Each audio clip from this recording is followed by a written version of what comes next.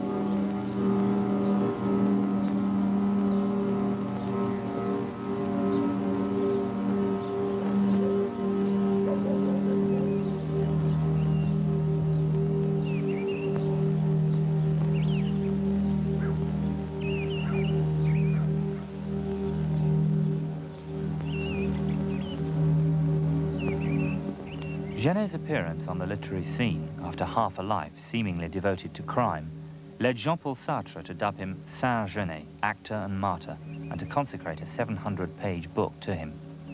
When Genet turned to the stage, his 5 plays revolutionized post-war theatre. With their anarchic use of ritual, parody, role-playing and plays within plays, they savagely satirize every conceivable bourgeois assumption. In The Blacks, he deals with colonialism, with both rulers and ruled played by black actors. The play was intended for a white audience. In the unlikely event of its being performed for an all-black audience, said Genet, there should be one white person invited who would be greeted ceremoniously and then spotlighted throughout the performance. His first play, The Maids, is set in a bourgeois household. There are 3 characters, the lady of the house and her 2 maids, Claire and Solange. While she is out of the house, the maids take turns at playing the role of the mistress, mimicking her with a mixture of envy and disgust.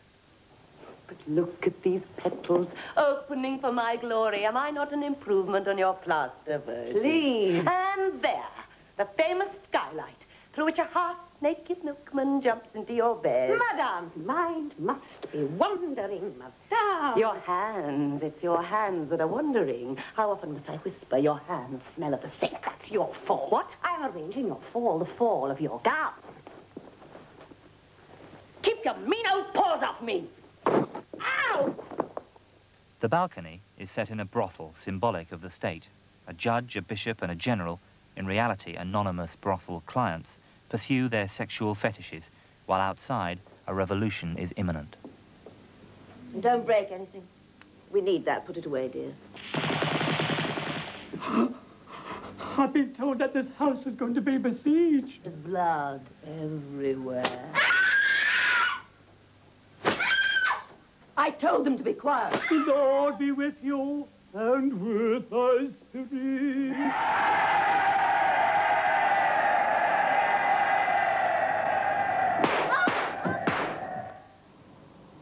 Genet has never before been interviewed for a major television network.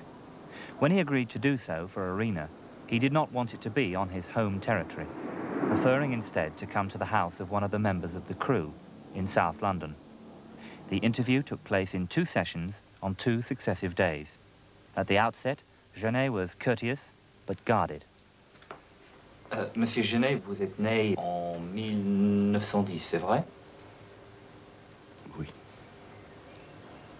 À Paris? Oui. Mais vous ne connaissiez pas vos parents, je crois. À ce moment-là, non. Maintenant non plus. Vous n'êtes pas élevé dans une famille? Si, mais pas la mienne. Est-ce qu'il était difficile de vivre avec une famille qui n'était pas la vôtre? Vous me demandez de vous parler de mes sentiments d'enfant. Pour en parler d'une façon convenable, je serais obligé de refaire une espèce d'archéologie de ma vie, ce qui est impossible, absolument. Je peux seulement vous dire que le souvenir que j'en ai, c'était d'une période difficile, en effet. Mais,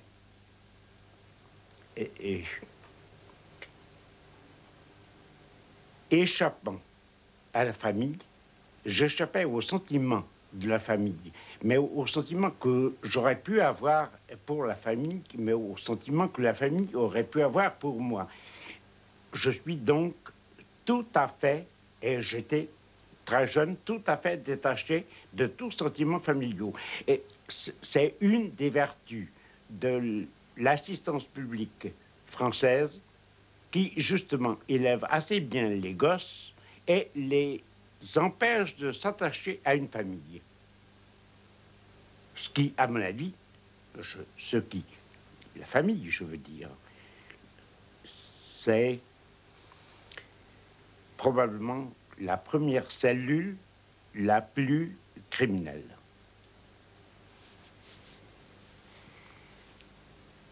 Si vous voulez, maintenant, à mon âge,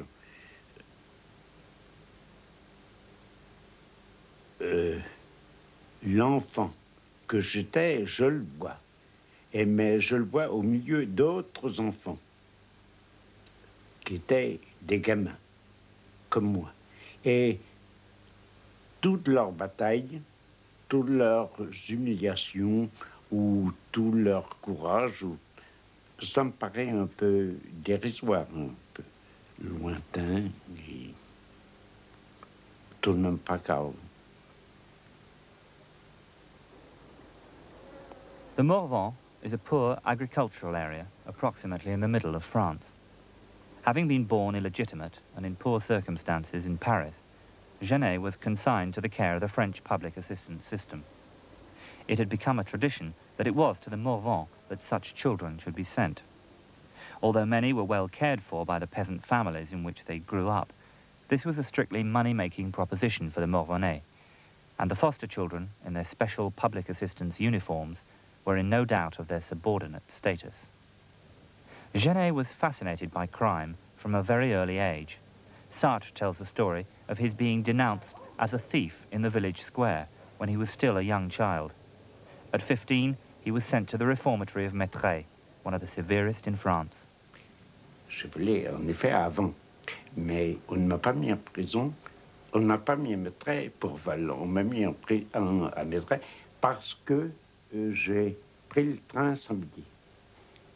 Le train de Meaux à Paris, je l'ai pris sans billet. Et j'ai été condamné à 3 mois de prison et à la colonie de Mettray jusqu'à 20 ans. Est-ce que vous croyez que si vous avez payé pour ce train, votre vie serait tout à fait changée? Écoutez, vous croyez en Dieu? Quelquefois. Alors, demandez-lui. Demandez-lui si ma vie aurait été changée. Moi, je ne sais pas. The penal colony of Mettray is in the Touraine region, not far west of Paris. When Genet arrived there in 1925 and assumed his place in its highly formalized structure, he experienced family life for the first time, albeit in a bizarre form. Each family, all of whose members occupied one of the 10 cottages on the big square, which was covered with lawn and planted with chestnut trees, was called family A, B, C, D, E, F, G, H, J, or L. Each of the cottages housed about 30 children, who were ordered about by an inmate huskier and more vicious than the others. He was picked by the head of the family and was called the elder brother. The elder brother was supervised by the head of the family, who was usually some retired civil servant, a non-commissioned officer, an ex-trooper. He had in his service a boy who was something like his squire, or page, or female attendant, or lady, and who worked in the tailor shop. It was difficult at Mettray to go from one family to the other. Discipline was so tight that I am still amazed that the authorities found reliable men to apply it seriously. Viewed at close range, this seriousness was tragic. The director, the assistant director, and the guards were, by dint of inhumanity, false directors, false assistant directors, false guards, children of a kind who had grown old in childhood and its mysteries. They were writing my story. They were my characters. They understood nothing about Mettray. They were idiots. If it is true that only intelligent people are capable of understanding evil, and hence the only ones capable of committing it, the guards never understood us. Je crois que les rapports entre le frère aîné, qui était un rapport d'autorité, et les colons, les autres jeunes gens comme moi, qui étaient des rapports de soumission. C'est un spectacle qui plaisait beaucoup aux gardiens. Si vous voulez, les gardiens étaient les premiers spectateurs et nous étions les acteurs. Et ils se délectaient de ce plaisir de voir. À Mettray, la discipline était très sévère. Ah, la discipline d'abord était très, très stricte. Elle était, je suppose, militaire.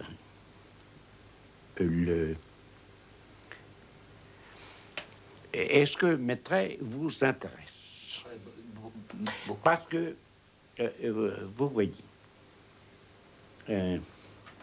Mettray a été créé en 1840, c'est-à-dire sous Louis-Philippe. C'était le début des débarquements français à travers le monde. L'Empire français que vous avez entendu parler, certainement. La France avait encore la marine à voile. Et Mettray servait à former des marins. C'est-à-dire que dans la cour de la colonie de Mettray, il y avait un grand bateau à voile. Et on apprenait le maniement des bateaux, sur la terre, si vous voulez. Mais en tout cas, il y avait un bateau et on apprenait le maniement de la voile, des rames.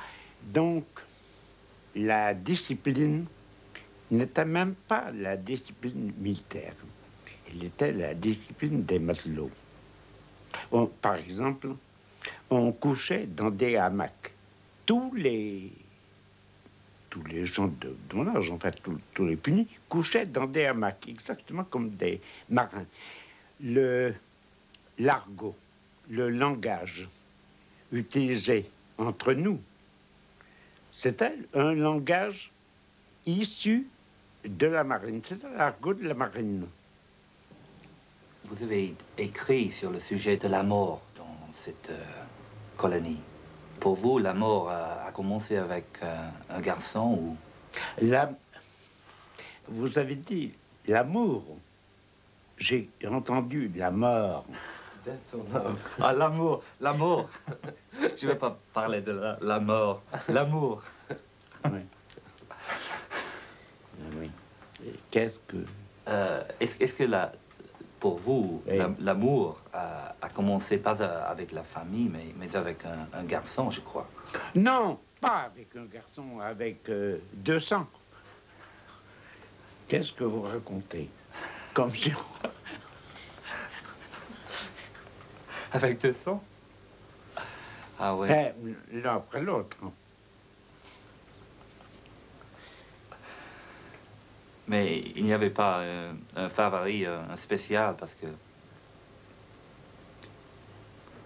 Oh, des favoris et des spéciaux, vous savez, il y en a eu tellement.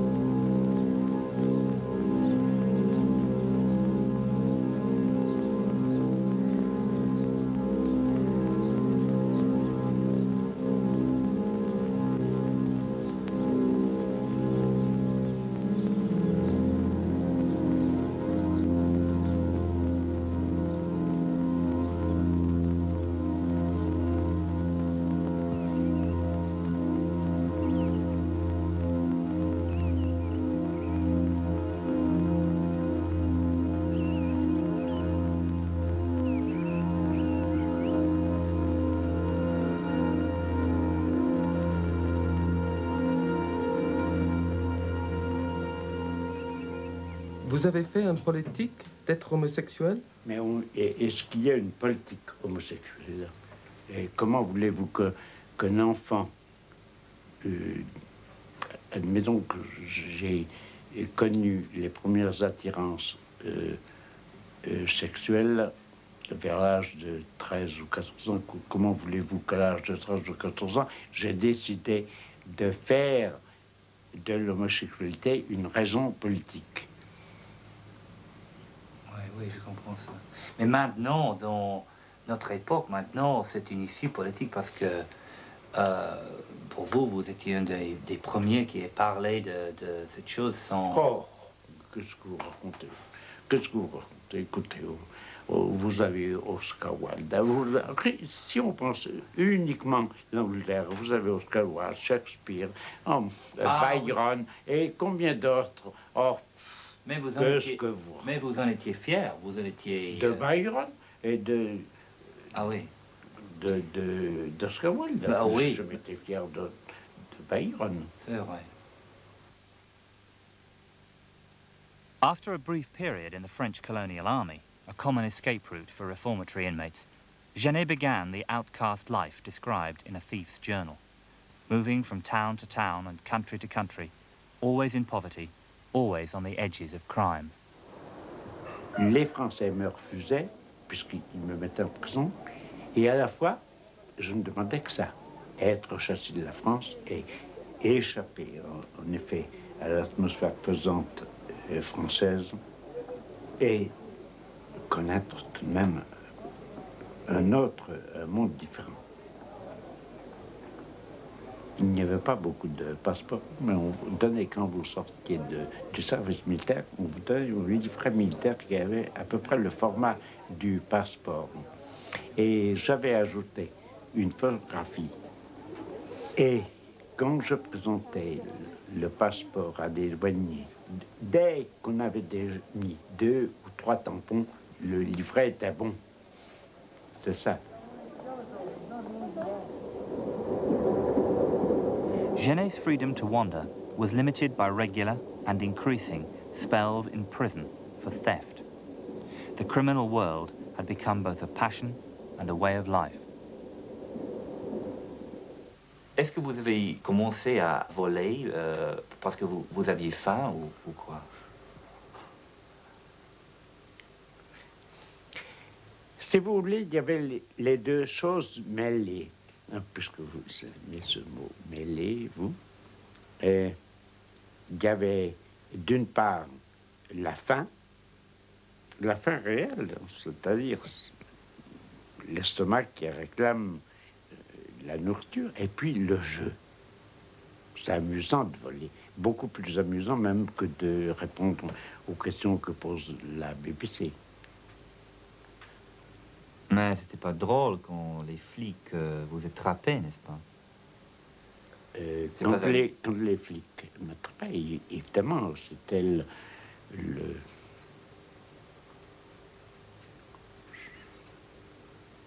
c'était la chute dans l'abîme. C'était la fin du monde. Quand la main d'un policier, si vous voulez, comme ça, Ouais. ça, je savais ce que ça voulait dire. Oh, j'en ai peur, toujours. Moi, comme enfant, j'ai volé, mais j'ai toujours peur de la police. Oui, mais la main qui vient par derrière, qui se Oh. pose sur votre épaule. Pas bien. Oui. Ben, il faut payer le plaisir qu'on a volé. Oui. Il faut tout payer. The most feared prisons in France were the Centrales. Bizarre conversions from the religious to the secular, they were typified by Fontevraud, not far from Mettray. The revolution had transformed it from a monastery to a prison. Genet, the poet, turns it effortlessly back into a place of worship, as he, the prisoner, keeps time to the same bell that summoned the monks to their daily routines. Of all the state prisons of France, Fontevraud is the most disquieting. It was Fontevraud that gave me the strongest impression of anguish and affliction, and I know that convicts who have been in other prisons have, at the mere mention of its name, felt an emotion, a pang, comparable to mine. It was, during my stay at the Mettray Reformatory Colony, the sanctuary to which our childhood dreams aspired. I felt its walls preserved, the custodial preserving the bread, the very shape of the future. While the boy I was at 15 twined in his hammock around a friend, knew that his final form dwelt behind them, and that the convict with his 30-year sentence was the fulfillment of himself, the last transformation, which death would make permanent. The wagons drove to the prison. I cannot tell how it looked from the outside. I can tell this about few prisons, since those which I know only from the inside. As soon as each of us gave his name, age, occupation, and distinguishing marks, and signed with the print of his forefinger, he was taken by a guard to the wardrobe. It was my turn. Name? Genet. Plantagenet? I said Genet. The guard gave me a dirty look.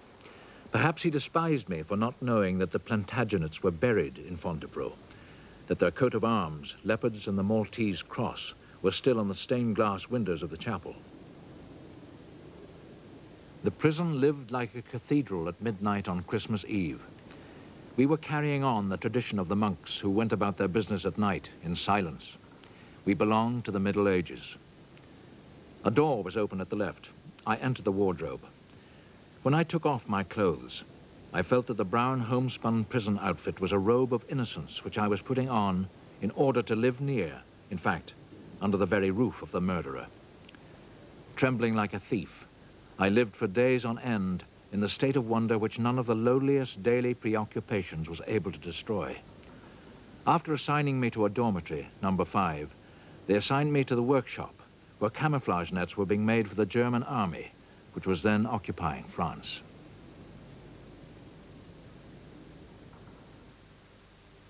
Pendant cette période de l'occupation, vous étiez heureux que les Allemands en étaient là?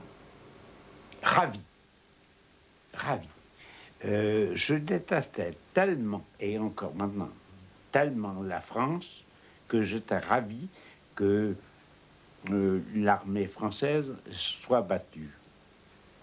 Elle a été battue par des Allemands, elle a été battue par Hitler. J'étais très content.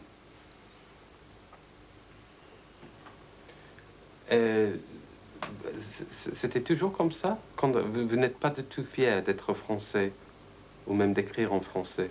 Oh, ma foi, non. Oh, non. By 1944, Genet had been an inmate of almost all the prisons of France. His persistent offences, 13 for theft and 1 for desertion, meant that under French law, were he to be convicted again, he would be sentenced to life imprisonment. His only escape was fantasy, and the fantasies offered to him by literature. Notre-Dame des Fleurs shows traces of the influence of many of the French classical texts still available in the prison library at Fresnes, just outside Paris. Although, during the war, when Genet wrote his first book here, conditions for authorship could not be said to be favorable. Je vous dirais que j'ai commencé mon premier livre sur des feuilles de papier destinées à fabriquer des sacs en papier. Et j'écrivais sur ces... j'ai écrit à peu près sur 50 feuilles les 50 premières pages de Notre-Dame des Fleurs. Et puis j'ai été appelé au palais de justice pour l'instruction de mon affaire pour vol, j'ai oublié ce vol. Et j'avais laissé les feuilles de papier sur la table. Le chef d'atelier, le chef du travail, avait les clés. Il pouvait entrer dans toutes les cellules à n'importe quel moment. Et pendant que j'étais au palais de justice, il est entré dans ma cellule. Il a vu des feuilles de papier couvertes d'écriture. Il les a emportées, il les a remises au directeur de la prison de la santé. Puisque vous confondez les deux mots amour et mort, je vous dirais que le directeur de l'époque s'appelait Monsieur Amor, le directeur de la prison de la santé. Et on lui a apporté les feuilles, et le lendemain, d'abord le soir quand je suis rentré dans la cellule, les feuilles avaient disparu, donc le début de mon roman avait disparu. Et j'ai été appelé chez le directeur le lendemain, et qui m'a condamné à 3 jours de cellule et à 3 ou 6 jours de pain sec. Et on m'a semé, je suppose qu'on a fichu les feuilles de papier en l'air. Alors, qu'est-ce que j'ai fait? Au bout de 3 jours, quand je suis sorti de cellule, j'ai commandé à la cantine, comme j'avais le droit, j'ai commandé un cahier. Je me suis mis sous les couvertures et j'ai essayé de me souvenir des phrases que j'avais écrites.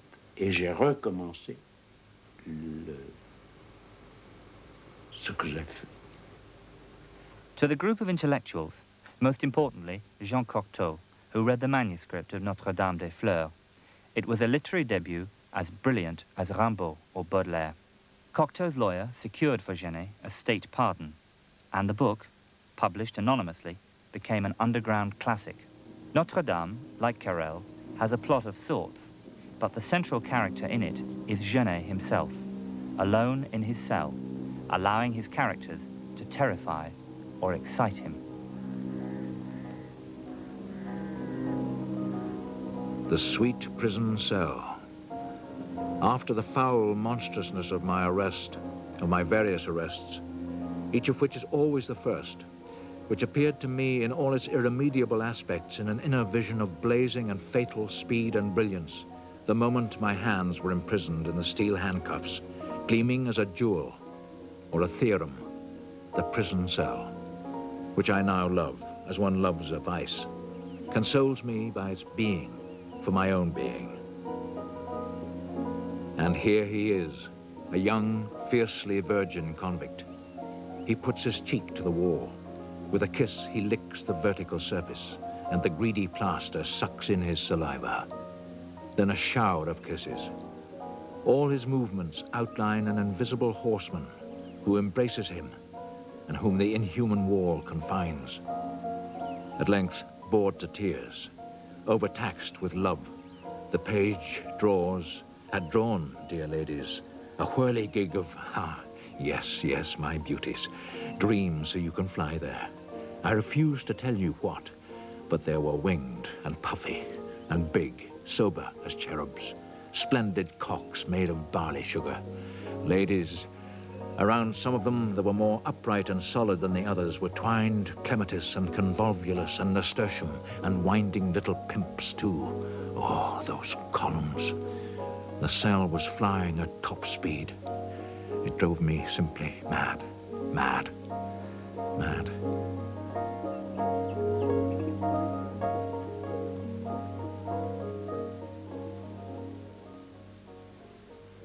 On s'imagine qu'on rencontre Genet l'écrivain lui-même. Est-ce que c'est le vrai Genet que nous rencontrons? Est-ce qu'il y a un faux qui circule? Est-ce qu'il y a un faux Genet à travers le monde? Est-ce que je suis le vrai? Vous me demandez si je suis le vrai. Où est le faux, alors? Oui, je comprends. Peut-être après tout, je suis un imposteur qui n'a jamais écrit de livre. Et je suis un faux Genet, comme vous dites.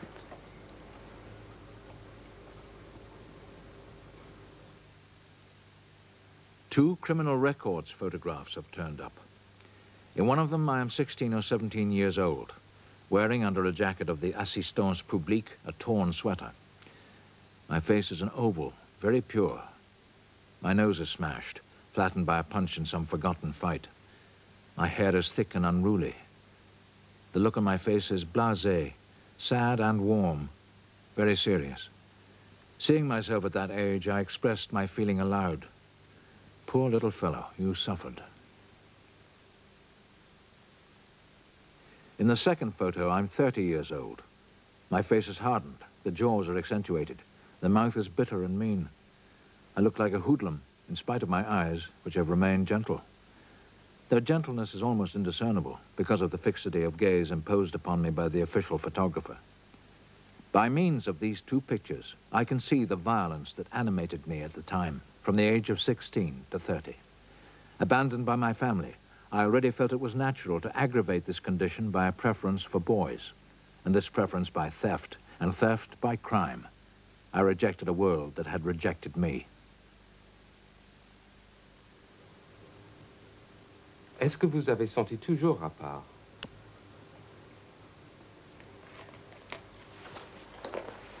Écoutez, vous êtes là. Je suis ici. En ce moment, je me sens à part aussi. J'ai toujours été à part, que ce soit dans mon enfant, que ce soit chez vous. Mais est-ce qu'il y avait des moments alors quand vous n'étiez pas à part? Non. Jamais dans la vie? Non.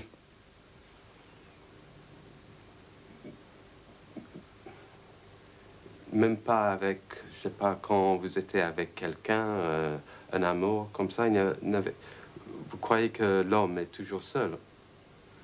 L'homme, je ne sais pas. Je ne vais pas généraliser. Mais moi, oui. Et ça vous angoissait? Pas du tout. Ce qui m'angoisserait, ce serait qu'il n'y ait pas de distance entre vous et moi. Et comment on peut s'approcher un être à l'autre? Je préfère qu'on ne s'approche pas. Vous préférez toujours avoir une distance? Ah oui. Et pourquoi? Ben, et vous? Est-ce que vous préférez avoir une distance? Pas toujours, non. Et pourquoi? Parce que j'aime l'expérience d'être dans quelqu'un, mélangé avec quelqu'un. Eh ben, pas moi.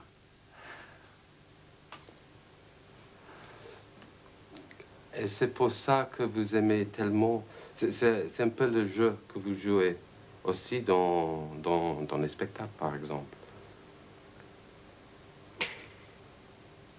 La dernière pièce que j'ai écrite l'a été il y a 30 ans.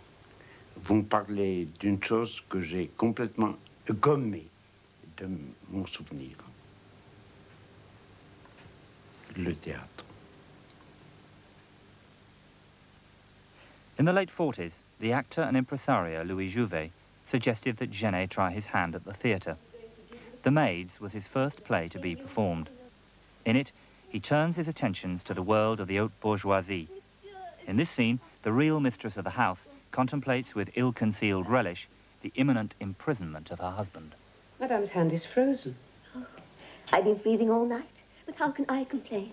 I've been trailing round icy corridors, meeting frozen men with stony faces. Oh, but I did catch a glimpse of Monsieur, oh, from a great distance, across the court, and I waved to him just the tips of my fingers.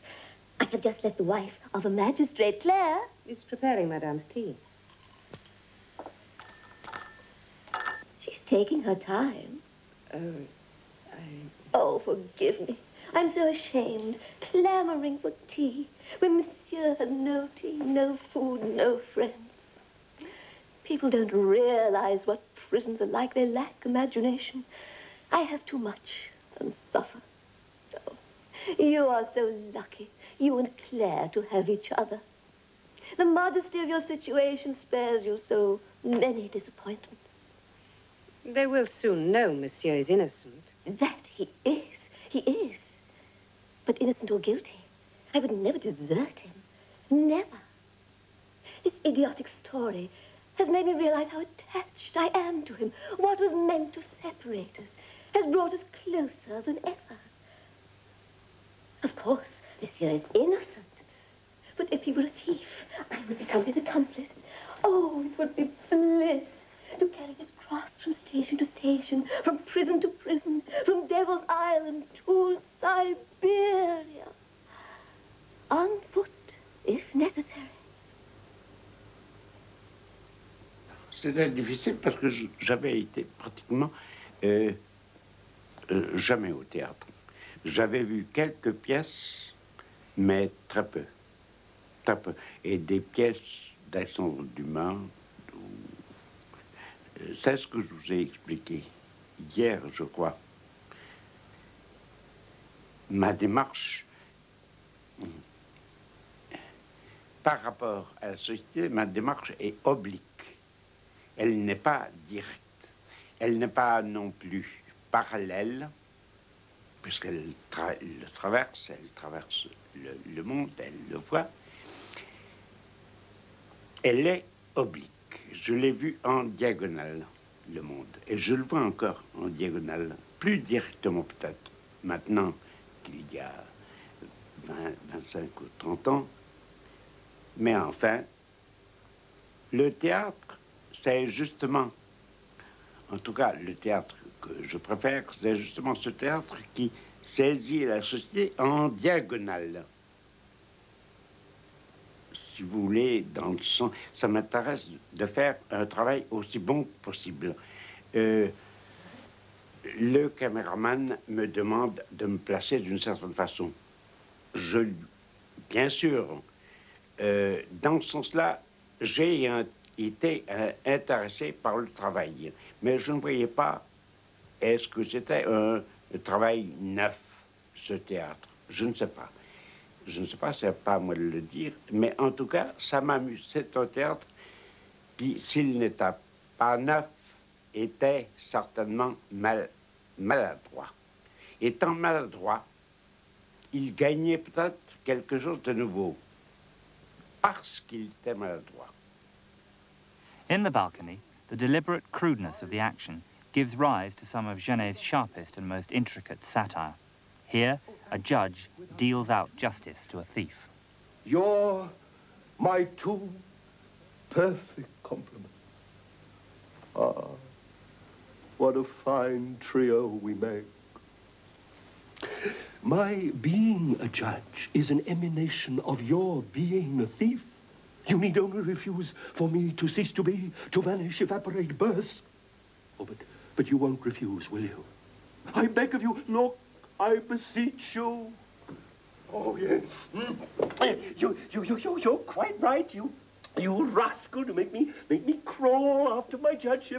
But if you were to refuse for good, you hussy, it would be criminal. Call me madam. Not politely. Yeah, but will I get what I want? Costs a lot, stealing that. Oh, I'll pay whatever I have to, madam.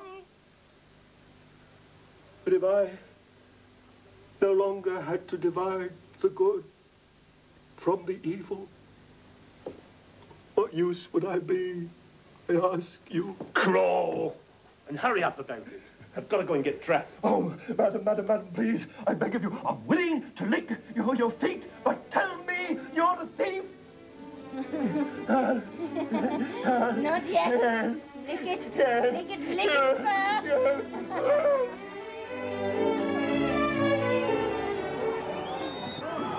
The word revolutionary, when applied to French writers, does not have purely literary connotations.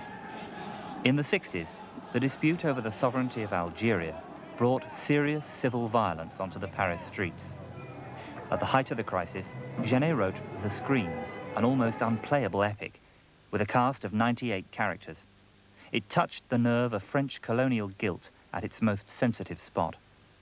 The play was given only a few performances at the Odeon Theatre, causing a mounting tide of outrage and demonstrations. Genet seemed to be at the heart of revolutionary action, but it was to be his last venture into the theatre. By the time of the student riots of May '68, he had become cynical about the efficacy of the French mode of revolution. J'étais dans ce théâtre occupé par les étudiants de mai, et pas dans n'importe quel théâtre, dans le théâtre où on a joué les parts. S'ils avaient été de véritables révolutionnaires, ils n'auraient pas occupé un théâtre, surtout le théâtre national.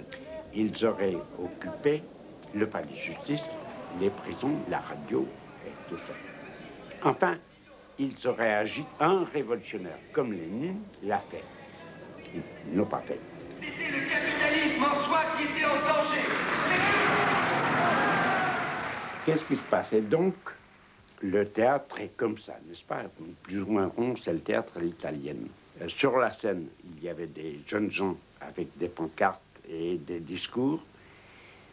Ces discours venaient de la scène jusque dans la salle et repartaient sur la scène. Il y avait un mouvement circulaire de discours révolutionnaires qui allait de la scène à la salle, de la salle à la scène, de la scène à la salle, de la salle à la scène, et continuait, et ne sortait pas de ce théâtre. Vous voyez, exactement, enfin exactement, plus ou moins, comme les révolutionnaires du balcon ne quittent pas le bordel. Et ça vous fait rigoler de voir ça? Ça ne me fait ni rigoler, je constate que c'est comme ça. Oui. Mais vous n'êtes pas vraiment pour les révolutionnaires? Vous voulez dire pour les pseudo-révolutionnaires? Ou les vrais révolutionnaires, comme Lénine?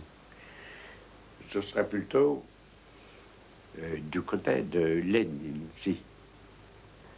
We must act fast and with precision, but let's not crow too soon. Though the chief of police's image hasn't yet been consecrated by the brothel, it still may. If so, we're done for, unless we make a positive effort to seize power. Excuse me, sir, would you mind? Please do your jobs quickly and in silence if possible. We'll do our job, don't worry. Get set for prayer, because the world ought to be bombarded with the picture of a pious man. In fervent meditation. Right, fervent. Get set. But how? Well, don't you know how to compose yourself for prayer? Okay, facing both God and the camera, hands together, head up, eyes down. That's the classical pose. A return to order, a return to classicism. Like this. That's it. Like this. Oh, nice. Now we'll have to flood the world with a picture of me receiving the Eucharist.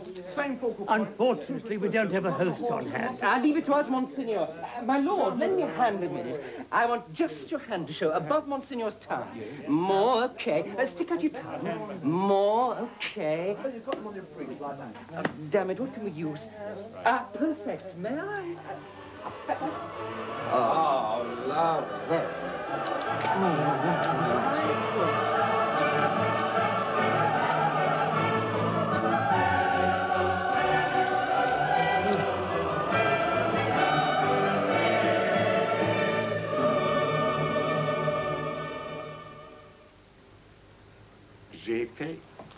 rêve cette nuit. J'ai rêvé que les techniciens de ce petit film se révolteraient. Et assistant à une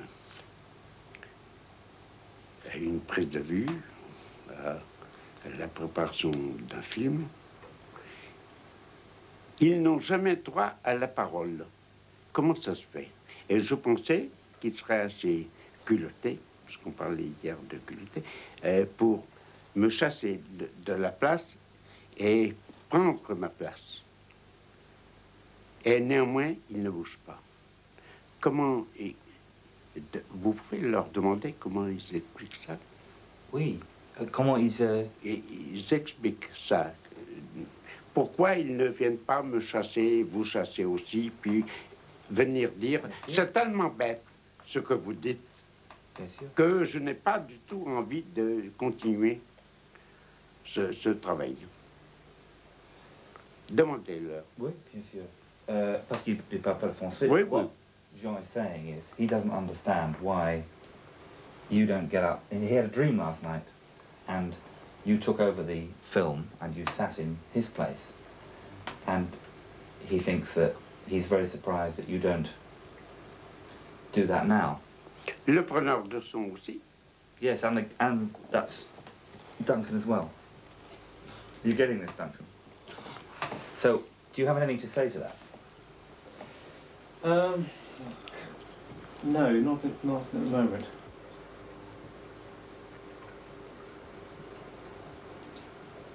I don't know. I think when you do it every day, you'd lose any objective feeling about what you're doing. And I'm sure that lots of the things we do seem very stupid to people, but we take them for granted because we're sort of involved in our own little world. But the great majority of people, because they're slightly in awe of the system and slightly in awe of film and television process, will go along with whatever you say and even be flattered that you're asking. But anyone perhaps who can just see beyond that and is not really taken in by it. So yes, I appreciate people, but people don't usually say it on camera. They usually say afterwards, why did you do this? Why do you ask me to nod? Why was that microphone there? But no reason why they shouldn't ask it on camera, other than it's costing us a lot of money. Mais est-ce que ça vous intéresse de casser l'ordre quand vous avez rêvé de ça?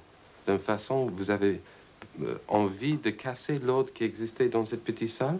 De casser l'ordre? Oui. Bien sûr. Bien sûr, il me paraît tellement figé. Je suis tout seul ici. Et devant moi, il y a 1, 2, 3, 4, 5 personnes, 6 personnes. Et évidemment, j'ai envie de casser l'ordre. Et c'est pour ça qu'hier, je vous ai demandé de venir ici. Bien sûr. C'est très comme une interrogation de police. Il y a de ça. Bien sûr. Je vous ai dit, ça marche, la caméra? Très bien. Et je vous ai dit hier que vous faisiez un travail de flic. Oui. Et vous le continuez maintenant, ce matin. Et je vous l'ai dit hier et vous l'avez déjà oublié. Parce que vous continuez à m'interroger exactement comme le voleur que j'étais il y a 30 ans était interrogé par des policiers, par une escouade de policiers. Et je suis sur le petit siège, seul, interrogé par plusieurs personnes. Il y a une norme qui est d'un côté où vous êtes, vous, 2, 3, 4, 5, 6, 7, et ailleurs, les éditeurs de films, etc., et la BBC. Et puis, il y a une marge où je me trouve, où je suis marginalisé. Si j'ai peur d'entrer dans la norme, bien sûr que j'ai peur d'entrer dans la norme. Et si j'ai en ce moment des éclats de voix, c'est parce que je suis en train d'entrer dans la norme. Je suis en train d'entrer dans les foyers anglais. Et évidemment, ça ne me fait pas plaisir. Mais je ne suis pas en colère contre vous, qui êtes de la norme. Je suis en colère contre moi. Parce que j'ai accepté de venir ici. Et ça ne me fait pas plaisir, en effet. Mais vos livres sont enseignés dans les écoles, même ici en Angleterre, n'est-ce pas? Oh, que sourd. C'est vrai? C'est vrai, moi j'ai étudié Genet à la fac.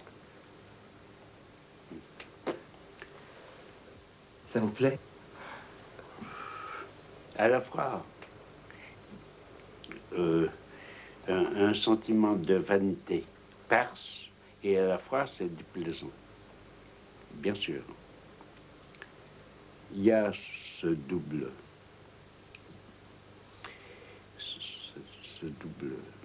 impératif presque. Ça marche? Oui, ça marche.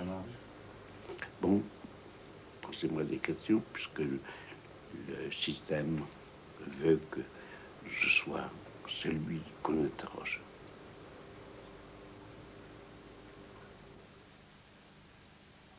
Genet's last prose work, published here in 1967, was about the paintings of Rembrandt. It is set out in 2 columns. One describes the paintings, the other is an account of an apocalyptic experience in a railway carriage. Something that reminded me of a putrescence was in the process of corrupting, like gangrene, the whole spectrum of my former vision of the world. When one day, in the compartment of some train, as I was looking at the passenger sitting across from me, I was suddenly struck by the realization that any man is worth any other. I did not suspect that this realization would result in such a methodical disintegration. Behind what was visible of this man, or further and at the same time miraculously near in that man, face and body without charm, ugly. In short, in that man's look, I discovered, and was shocked by the discovery, a kind of identity common to all men. For a long time, I remained sickened and disgusted by my discovery. But I had a premonition that within a very short period of time, I would be compelled to make some serious changes, which I rather suspected would be renunciations. At the rate things are going, I told myself, it will not be long before all the things I used to cherish will be worthless. Loves, friendship, formalities, vanity, whatever stems from seduction. It will not be long before nothing will matter anymore. When our eye fixes upon a Rembrandt painting, the later works, it becomes heavy, slightly bovine. Some solemn force retains it. Beneath Hendrika's skirts, beneath the fur-trimmed greatcoats, beneath the dressing gowns, beneath the painter's outlandish dress, the bodies are properly performing their functions. They are digested. They smell. They shit. However finely chiseled her face and solemn her expression, the Jewish fiancée has an arse. You can smell it. She may at any moment lift her skirts. She may sit down. She has what it takes. A Rembrandt painting not only stops the time which was making the subject flow towards the future, it also takes it back into the very depths of time. In so doing, Rembrandt summons solemnity.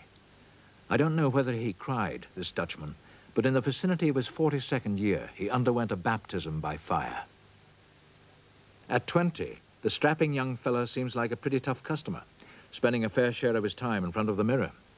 He is conceited, thinks the world of himself, so young and already in the mirror, not in order to slick himself up and run off to the ball, but to contemplate himself at length, smugly, all by himself.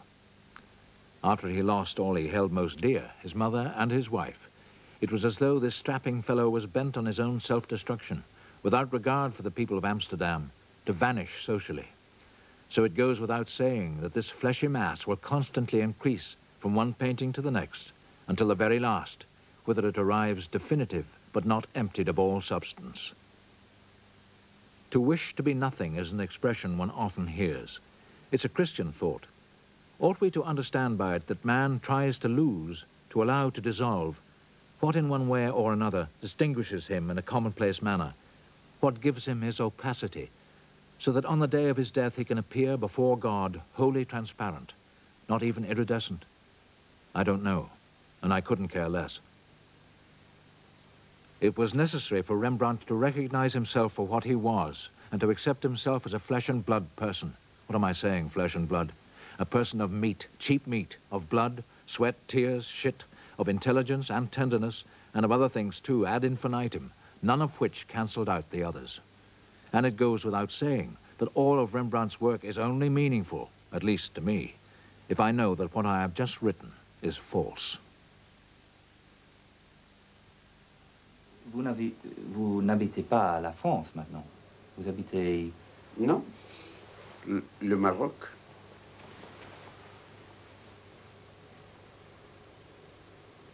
Mais vous avez une maison à Maroc? Vous baladez avec des amis, si je peux utiliser ça? Non, j'habite l'hôtel. Et pourquoi le Maroc? Je peux vous poser une question. Et pourquoi pas le Maroc? Et pourquoi cette question? Parce que vous voulez me transformer encore, vous aussi, en mythe. Parce que vous appartenez à votre... comment ça s'appelle? BBC. Hein? Ou bien, peut-être parce qu'il y a une raison pourquoi vous habitez à Maroc. Pas une affinité avec le pays, les gens. Vous aimez le paysage? Oh, vous savez, j'aime tous les paysages. Même les plus déshérités. Même l'Angleterre. Mais vous pouvez habiter n'importe où? Oui, oui, oui. Bien sûr. C'est pas important? Non. Non. Et qu'est-ce que vous faites avec vos journées là-bas?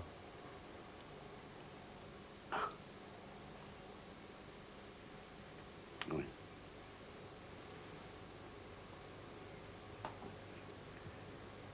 Vous voulez qu'on aborde le problème du temps?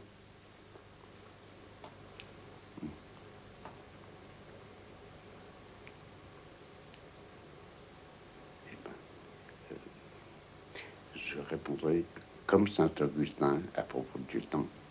J'attends la mort.